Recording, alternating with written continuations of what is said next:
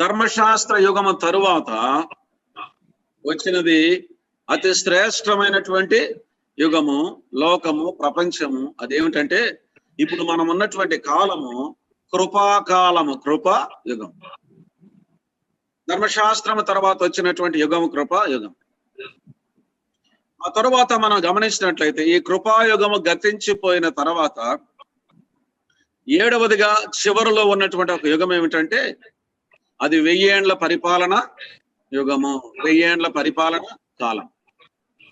చూడండి, 7 యుగాలు: నిర్దోష యుగము, మనస్సాక్షి యుగము, మానవ అధికార యుగము, వాగ్దాన యుగము, ధర్మశాస్త్ర యుగము, కృపా యుగము, 1000 ఏండ్ల పరిపాలన యుగము. 7 యుగాలు, 7